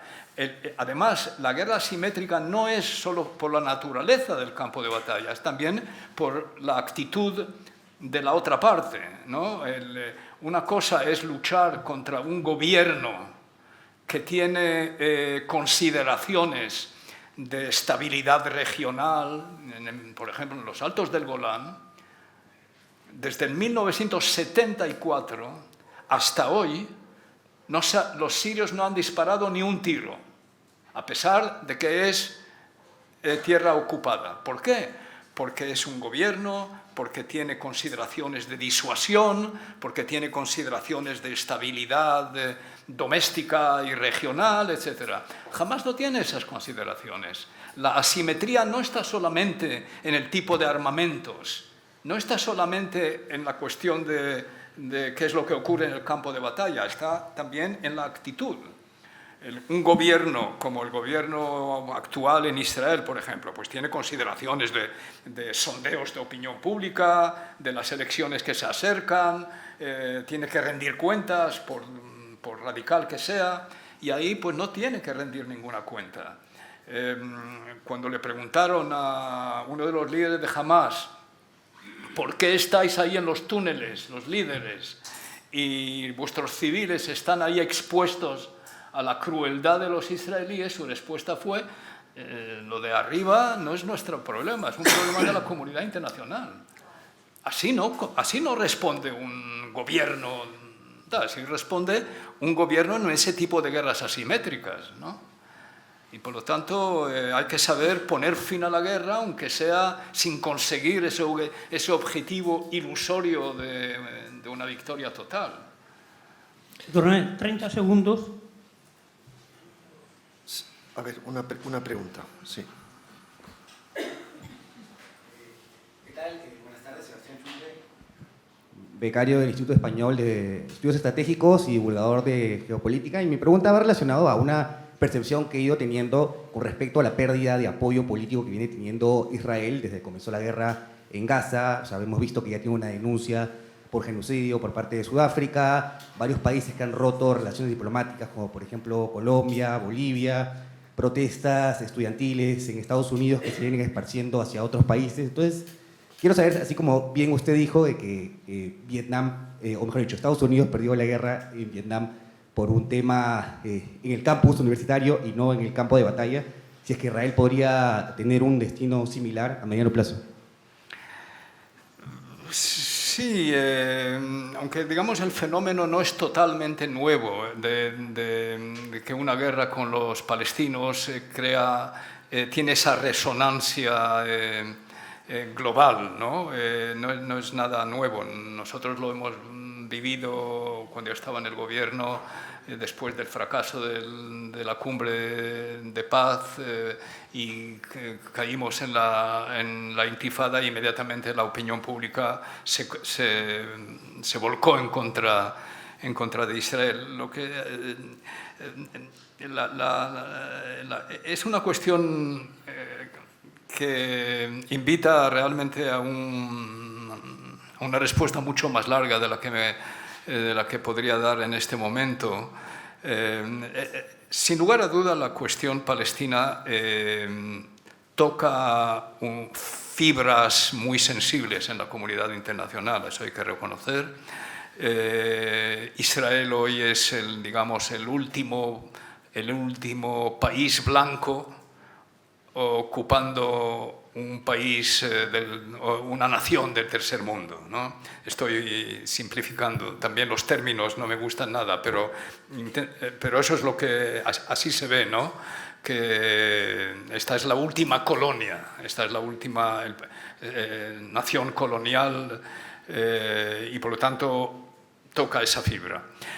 Yo, desde luego, hay parte de la respuesta es esa, que así lo ven gran parte de la opinión pública. Entre digamos, algunos de los jóvenes o más bien de los intelectuales, digamos, progresistas, personas como Judith Butler, por ejemplo. Judith Butler, que es una gran filósofa de género de la Universidad de Berkeley, ella piensa que Hamas y Hezbollah son parte de la izquierda global. Y estos pensadores progresistas tienen mucho calado, mucha influencia en estas generaciones jóvenes. La dinámica de opresor y oprimido es algo que en el pensamiento postmoderno que se traduce en en la política progresista, ¿no?, de estos años, tiene mucha influencia en esta nueva generación. El negro, por ejemplo, nunca puede ser racista. El blanco siempre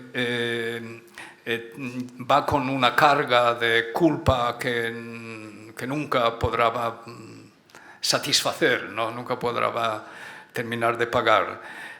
Yo pienso que en gran parte eso es una protesta contra Estados Unidos mismas. O sea, estos jóvenes lo que hacen es aplicar al conflicto israelí-palestino cosas que ellos tienen, o acusaciones que ellos tienen contra la sociedad americana, que es el racismo, que es la falta de igualdad. Todo aquello lo ven también en Palestina, ¿no? En gran medida es un asunto interno. En los años, por ahí de los años 60, finales de los años 60, Paul Hollander escribió un libro que se titula Political Pilgrims, peregrinos políticos, y él intentaba de explicar el fenómeno de cómo los intelectuales occidentales, americanos, vieron a Vietnam y a Rusia de Stalin y Cuba de Castro como modelos de futuro. Yo lo veía como una forma de una enajenación del intelectual occidental de su propio entorno, ¿no?, que era una forma de protesta contra Estados Unidos, de hecho, contra las políticas de Estados Unidos. Yo creo que en todo hay distintas tapas, ¿no?, que pueden explicar una sobre la otra por qué. Y después está, lo digo con mucho cuidado y reservas, ¿no?, pero está también la cuestión de la cuestión judía. Mire usted, la cuestión, yo debo de admitir, igual me equivocaba, pero yo solía decir a mis amigos palestinos, y todos ellos son amigos, lo han sido toda mi vida política y toda mi vida intelectual. Incluso a Mustafa Barghouti, que le voy a ver pasado mañana en Roma, y que es un amigo íntimo y que está en las antípodas de todo lo que un israelí pueda pensar. Siempre he sido amigo de ellos y siempre les he dicho, tengo mis dudas si el apoyo que recibís de la comunidad internacional es un apoyo dirigido a vosotros o por la complejidad del hecho de que los judíos estén involucrados en este conflicto. Mire usted, en Yemen han muerto 400.000 civiles. En Yemen. Ahora hay un genocidio que se está llevando a cabo en Sudán. ¿Dónde están las manifestaciones? No estoy intentando de justificar. Yo creo que Israel está cometiendo un desastre humano, humanitario, político, militar, de todas las dimensiones. Pero explíqueme usted por qué no hay manifestaciones por lo que está ocurriendo en Yemen. ¿Por qué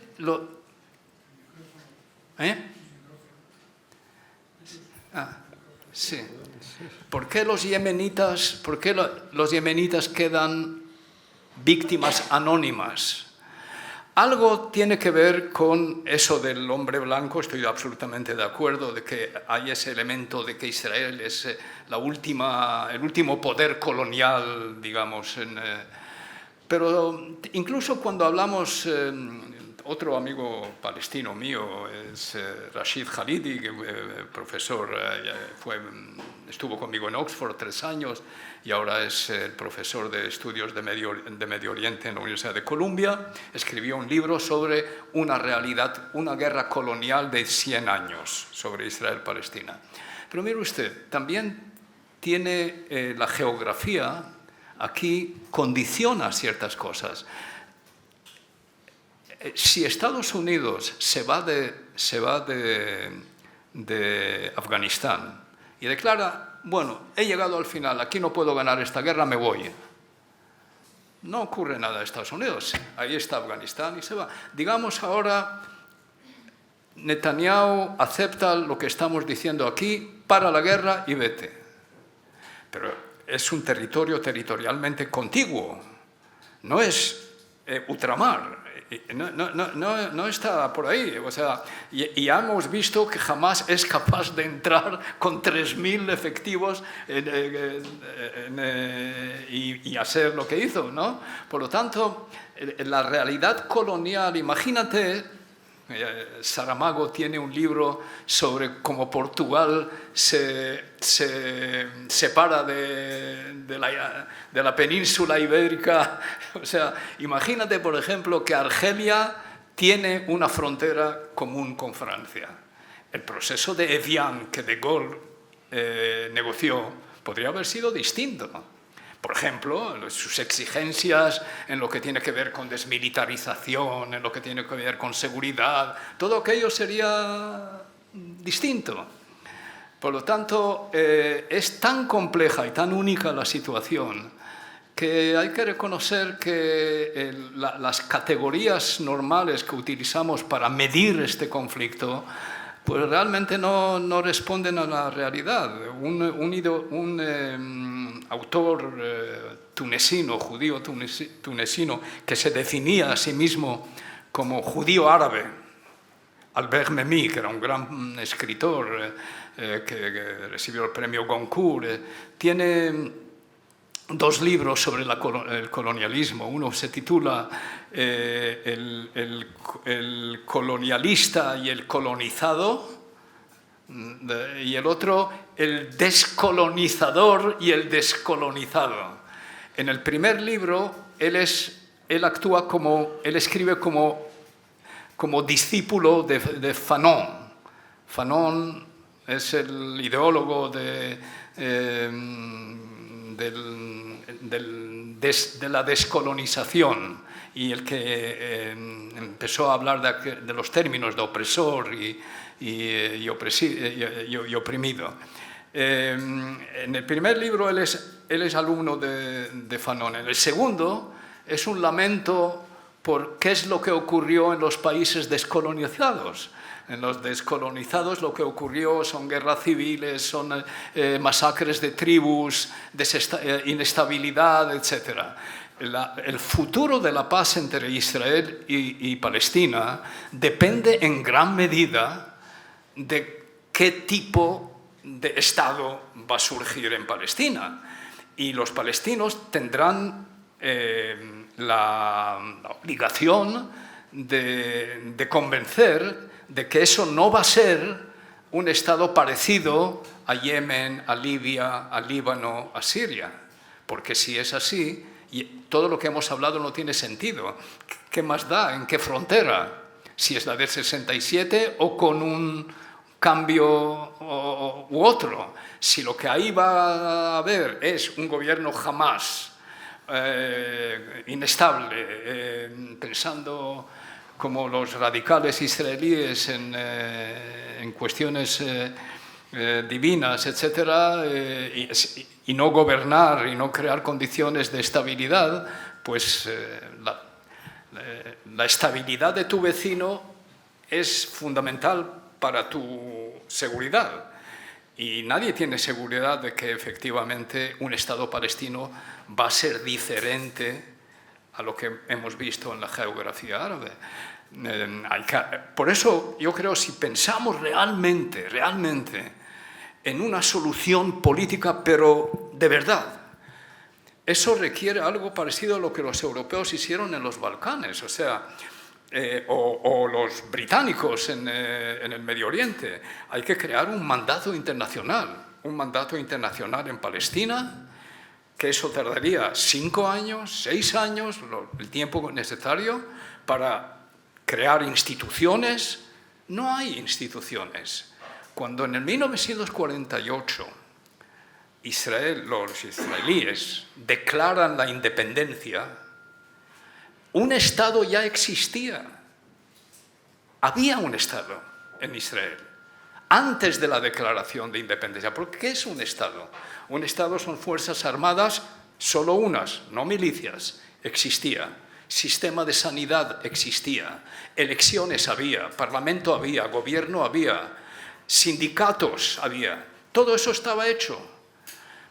Cuando en el torno del 2006 un primer ministro palestino, Salam Fayyad, que ahora está en alguna universidad americana, habló, y le estoy citando, habló de la necesidad de sionizar el movimiento nacional palestino. Sionizarle, o sea, copiar el modelo de los sionistas, empezar a crear instituciones. No resistió, jamás le vetó y se fue. Por lo tanto, hablar de proceso de paz tiene que meter todo el paquete, porque no es los talibanes. Si Estados Unidos se escapa huye de Afganistán, no ocurre nada a la seguridad de América. Pero si los israelíes huyen de Cisjordania sin que haya un Estado como Dios manda, pues no hemos hecho nada. Bueno, yo creo que hemos agotado el tiempo ya y probablemente hayamos abusado de la paciencia de nuestro invitado, que viene de lejos. Creo que ha sido realmente interesante. Por lo menos hemos escuchado que existe un esfuerzo intelectual para intentar buscar una paz. Pero también hemos escuchado que para poder construir la paz hay que hacer concesiones muy dolorosas. Claro. Pero en cualquier caso será mejor un mundo en paz que el pago que se haga por las concesiones. Y por tanto creo que hay un camino intelectual abierto para intentar la paz. Sabemos que no va a ser fácil. Parece ser que la opinión dominante es que hay que cambiar de gobierno de Israel antes de poder abordar el problema.